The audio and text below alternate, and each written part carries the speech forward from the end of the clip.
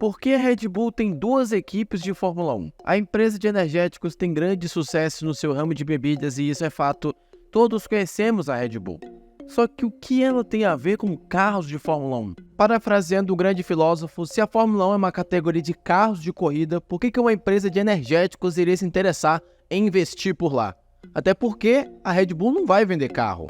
Então por que ela está lá? Bom, a história da Red Bull é muito rica na Fórmula 1 e começou antes mesmo de ter uma equipe lá. E acredite, mesmo não vendendo carros, faz todo sentido a sua presença na categoria. Por quê? É isso que eu vou te contar no vídeo de hoje aqui no F1. O motivo da Red Bull não ter só um, mas dois times na categoria. Primeiro de tudo, obviamente a Fórmula 1 não teve a Red Bull entrando como uma equipe de fato.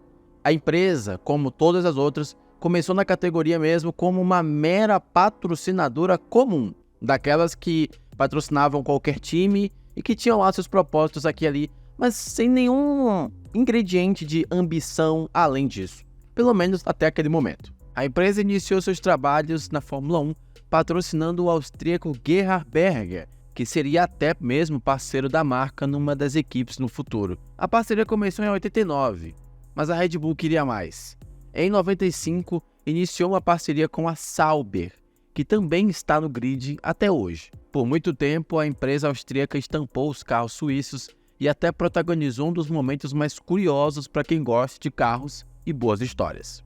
Durante um período, a Sauber chegou a ser patrocinada pela Red Bull, pelo menos no seu title sponsor, além da Petronas, que também patrocinava a equipe. De quebra, ainda usava o motor Ferrari por debaixo da carenagem. Hoje em dia, esse carro ficou muito popular nas páginas de memes, no Twitter e nas outras redes sociais, porque era justamente o carro Frankenstein das torcidas de hoje. Hoje, essas três marcas representam três equipes opostas na Fórmula 1 que um dia formaram um carro só. Só que a Red Bull ainda queria mais. Queria ser mais do que apenas uma patrocinadora. E começou a mexer os pauzinhos para começar a dar as cartas e apoiar os seus pilotos patrocinados a entrarem na Fórmula 1. E aqui entra a importância, sim, de Helmut Marko. A função dele era basicamente encontrar talentos para que a empresa apoiasse, sendo um deles, olha só, um dos primeiros, Henrique Bernoldi. O brasileiro tinha o apoio da Red Bull para conseguir a vaga no grid de 2001 com a Sauber, mas os suíços preferiram um outro piloto, um desconhecido, novato e muito precoce, um tal de Kimi Raikkonen.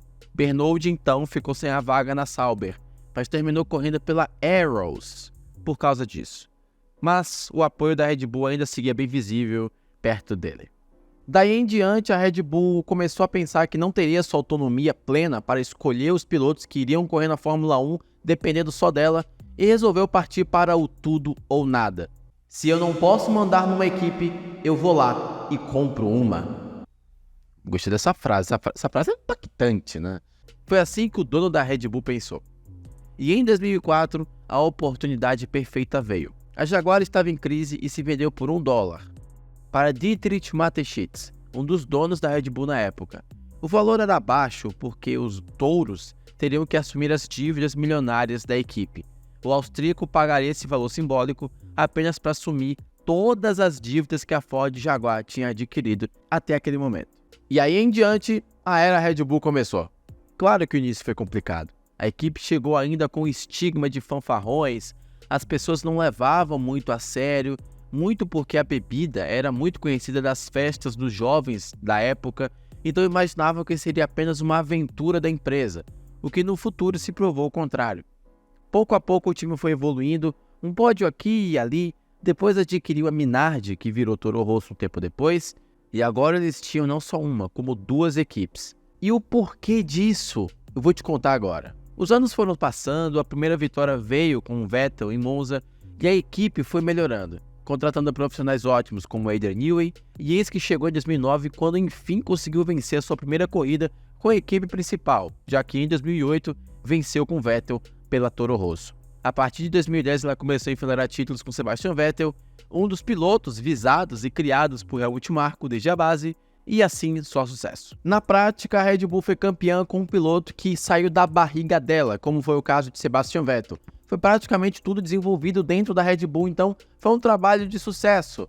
Mesmo com todo mundo subestimando, com todo mundo achando que a Red Bull não iria dar em nada, que seria só uma aventura da empresa, ela calou a boca dos críticos e conseguiu conquistar o ponto mais alto da Fórmula 1 por vários anos.